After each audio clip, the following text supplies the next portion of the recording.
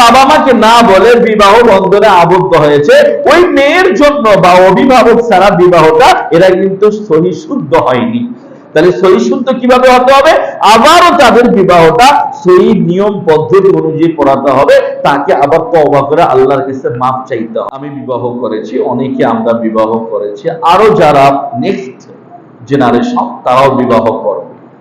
আমাদের বিবাহের মধ্যে কিছু জিনিস আমাদের পরিলক্ষিত হয় যেগুলো না করলেই গুনাহ থেকে আমরা বিরত থাকতে পারি। আমি যদি নিয়ত করি যে এটা যদি ইসলাম এলাও না করে, এটা যদি অনেক গুনাহ হয়, তাহলে সে কাজ থেকে যদি আমি বিরত থাকতে চেষ্টা করি, তাহলে আল্লাহর কিন্তু রহমত আপনার আমার উপর বর্ষিত হবে। হয়তোবা চেষ্টা করলে হয়ে যাবে। যেমন দেখুন, অনেক বাবা মা মনে করি ছেলের বয়স যখন হয়ে যাচ্ছে, অনেকে মনে করি বিশেষ করে গ্রাম এলাকায় এগুলো বেশি বেশি বাবা মা মনে করে ছেলেকে যদি আমি বিবাহ দেই তাহলে ছেলে হয়তো বা তার কামাই করে আমাকে খাওয়াবে না, এরকম একটা ধারণা। যদি আমি বিবাহ দেই তাহলে সে বউয়ের কথা শুনবে, আমার দিকে ধাবমান হবে না, আমার চাহিদাকে সে পূর্ণ করবে না। এ কারণে অনেক বয়স করে বাবা মারা বিবাহ দিয়ে দেয়। বাবা মার দিয়ে আমার বিশেষ আকুল আবেদন থাকবে, যারা আমরা এই ভিডিওগুলো দেখবো তাদের নিকট আকুল আবেদন থাকবে, আমি বাবা হয়েছে, আমার দায়িত্ব রয়েছে। আপনি মা হয়েছেন, আপনার দায়িত্ব রয়েছে। রিজিক আপনার সন্তান দেবে এটা ভুল। রিজিকের মালিক আল্লাহ, আর রিজকু ফাকাত বিয়াদিল্লাহ। রিজিক কার হাতে? আল্লাহর হাতে। আল্লাহ বলেন ওমান ইয়ারযুকু মিন হাইসু লা ইয়াহতাসিব। মানুষ জানে না আল্লাহ যখন রিজিক দিবে কোন দিক দিয়ে যে রিজিক আসবে মানুষ কল্পনা করতে পারে না। তবে এটা মনে রাখতে হবে, যতটুকু আল্লাহ আপনার রিজিক লিখে রেখেছেন, আপনার রিজিক অন্য কেউ কিন্তু নিতে পারবে না, ততটুকু আল্লাহ আপনাকে দিবে। এই বিশ্বাসটুকু যদি বাবা মায়ের থাকতো তাহলে আমি আজকে মেয়েকে বুড়ি বানাতাম না, অনেক বয়স্ক বানাতাম না, আমি আমার ছেলেকে অনেক বয়স্ক বানাতাম না। মনে করি বিবাহ দিলে হয়তো সে আমাকে খাওয়াবে না, আরে খাওয়ানোর মালিক হচ্ছেন আল্লাহ। কাজী আল্লাহ নবী সাল্লাল্লাহু আলাইহি ওয়াসাল্লামের একটা হাদিস কিতাবুন নিকাহ বুখারীতে রয়েছে। আবু হুরায়রা রাদিয়াল্লাহু আনহু হতে বর্ণিত, তিনি বলেন ক্বালা লানা রাসূলুল্লাহ সাল্লাল্লাহু আলাইহি ওয়াসাল্লাম, একদিন আল্লাহ রাসূল লানা মানে আমাদেরকে বক্তব্য শোনালেন। ভালো করে বুঝি, একদিন আল্লাহ রাসূল আমাদেরকে বক্তব্য শোনালেন। লানা মানে আমাদেরকে। কি বললেন? ইয়া মা'শারাস শাবাব, হে যুবকেরা শুনে রাখো, মান ইসতাতা মিনকুমুল বাআহ ফালইয়াতাযাওয়াজ। আল্লাহ নবী বললেন, হে যুবক ছেলেরা শুনে রাখো, যদি তোমাদের বিবাহ করা যদি তোমাদের সামর্থ্য থাকে তাহলে বিবাহ বন্ধনে আবদ্ধ হও। আল্লাহ নবী বললেন, আদেশ সূচক শব্দ। বিবাহের যদি সামর্থ্য থাকে দু ধরনের, একটা হচ্ছে মালিয়া আর একটা হচ্ছে জিসমিয়া। আপনার যদি দেখা যাচ্ছে বিবাহ বন্ধনে আবদ্ধ আমি হব, আমার অর্থের প্রয়োজন না, আমি যে বাচ্চা থেকে আমি যে অন্যের একটা মেয়েকে নিয়ে আসবো, তাকে আমাকে খাওয়াতে হবে, রিজিক দিবেন আল্লাহ, কিন্তু সে পথটা কি আল্লাহ আমাকে দিয়েছেন কি না এটা দেখতে হবে। আপনার আর্থিক কোনো এরকম সামর্থ্য নেই, তাহলে আপনাকে আগানো যাবে না। আপনার শারীরিক সক্ষমতা নেই, আপনি একটা মেয়েকে নিয়ে এসে তার চাহিদা পূরণ করার মতো শক্তি আপনার নেই, আপনাকে আগানো যাবে না। যদি হালকা থাকে তাহলে আপনাকে আগাতে হবে।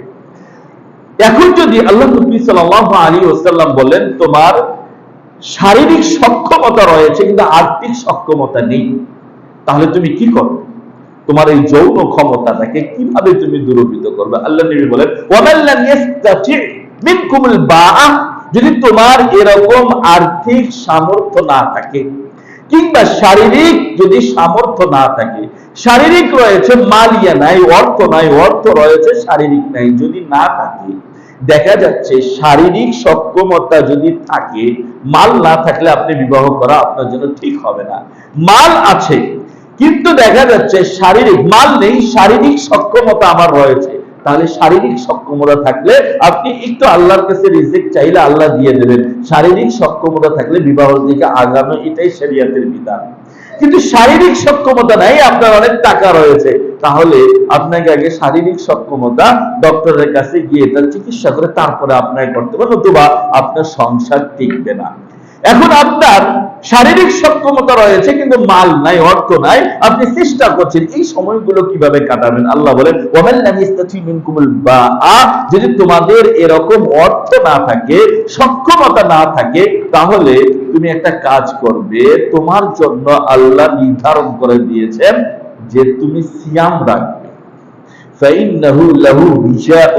বলেছেন যদি সিয়াম রাখো তাহলে তোমার যৌন ক্ষমতাটা সিয়ামের মাধ্যমে একটু দুর্বল হয়ে যাবে, তাহলে তোমার মাধ্যমে একটা অশ্লীল কাজ হবে না। আল্লাহ নবী বলেছেন যদি কেউ সময় মতো বিবাহ করে ফাইন্নাহু আগাযুলিল বাসারি, তার দৃষ্টিটা নিম্ন দিকে চলে যায়, ওয়া আহসানু লিল ফারাজ, তার মাধ্যমে খারাপ কিছু হওয়ার সম্ভাবনা থাকে না। কাজী বিবাহের বুদ্ধি শরিয়াত একটা গুরুত্ব আরোপ করেছেন। ছেলে যদি কোনো কারণে, বাবা মাকে বলতে হবে বিবাহের কথা, যদি ছেলে কোনো কারণে বাবা মাকে না বলেও বিবাহ করে ফেলে, তাহলে যদি করে ফেলে তাহলে শরিয়াতের দৃষ্টিতে, আমি বলছি না যে বাবা মাকে না বলে তুমি বিবাহ করবে, বাবা মা তোমাকে অনেক কষ্ট করে মানুষ করেছে, বাবা মাকে জানাবে, বাবা মাকে বলবে, বলে তারপরে যে সিস্টেম রয়েছে মেয়েকে দেখার পদ্ধতি, এটা অবলম্বন করবা। আমরা যেটা ভুল করি সেটা হচ্ছে সন্তান আমাকে না বলে ছেলে বিবাহ করেছে, আমি আর ছেলেকে বাড়িতে উঠিয়ে নিই না, না, তাড়াতাড়ি মিটমাট করতে হবে। ইসলাম কি বলে? ইসলাম বলে যদি ছেলের বাবা মাকে না বলেও যে কোনো ভাবে হয়তো বিবাহ বন্ধনে আবদ্ধ হলো, বিবাহ করে নিল, তাহলে ইসলাম কি বলে?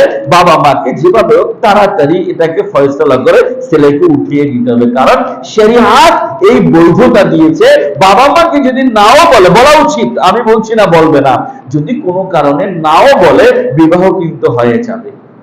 এখন যদি আপনার আমার মেয়ে রয়েছে, মেয়ে যদি কোনো কারণে বাবাকে মাকে না বলে, অভিভাবককে না বলে, যদি কোনো ছেলের সাথে পালিয়ে গিয়ে বাবা মাকে না বলে যদি বিবাহ করে, তাহলে রাসূল বললেন ফানিকাহু বাতিলুন বাতিলুন বাতিলুন, এই বিবাহ বাতিল হবে, এই বিবাহ কিন্তু হবে না। কারণ মেয়ের বিবাহ দিতে হলে মেয়ের অবশ্যই বাবা মার অনুমতি নিতে হবে। যদি মেয়ে বাকেরা হয়, মনে করেন আপনার আমার মেয়ের বিবাহ হয়নি, কিন্তু দেখা গিয়েছে আগে বিবাহ হয়নি, মেয়ে বাকেরা, না বলো, মেয়ে আমাকে না বলে, মাকে না বলে বিবাহ বন্ধনে আবদ্ধ হয়েছে, তখন এই বিবাহটা কিন্তু হবে না। পরবর্তীতে মীমাংসার মাধ্যমে আবার বিবাহ করিয়ে, এটা যদি বাবা মা মনে করে, তাহলে আবার নতুন করে বিবাহ করে যদি নেওয়া হয়, তাহলে এই বিবাহটা বৈধ হবে। এখন দেখা গিয়েছে আপনার মেয়ের বা আমার মেয়ের একবার বিবাহ হয়েছিল, এটা ডিভোর্স হয়ে গিয়েছে যে কোনো কারণে, সংসার এখন নেই। এই মেয়ে যদি আবার দ্বিতীয়বার বিবাহ করতে চায়, এই ক্ষেত্রে যদি বাবা মায়ের অনুমতি না নেয়, এই ক্ষেত্রে কিন্তু ওই বিবাহটা বৈধ হবে।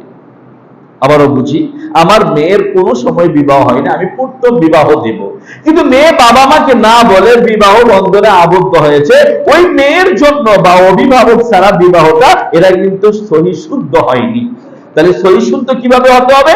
আবারও তাদের বিবাহটা সেই নিয়ম পদ্ধতি অনুযায়ী পড়াতে হবে, তাকে আবার তওবা করে আল্লাহর কাছে মাপ চাইতে হবে। আমার মেয়ের মনে করেন একবার বিবাহ হয়ে গিয়েছে, সবাইয়ের জন্য মাসআলাগুলো বলছি, যারা আপনারা ভিডিওর মাধ্যমে এগুলো দেখবেন, বাবা মায়ের কিছু দায়িত্ব রয়েছে, এগুলো থেকে আমরা অনেকে জানার চেষ্টা করি না। আপনার মেয়ের মনে করেন একবার বিবাহ হয়ে গিয়েছে, ডিভোর্স হয়ে গিয়েছে, এখন দ্বিতীয়বার মেয়ে যদি কাউকে চুজ করে, কাউকে পছন্দ করে, বাবা মাকে না বলে যদি বিবাহ করে, এই ক্ষেত্রে এই বিবাহ বৈধ হবে। তবে আমি আবারও বলছি, বাবা মাকে বলতে হবে, না হলে তারা কষ্ট পাবে। বাবা মাকে কষ্ট দেওয়া এটা শরিয়াত এলাও করে না, কিন্তু বিবাহটা হয়ে যায়।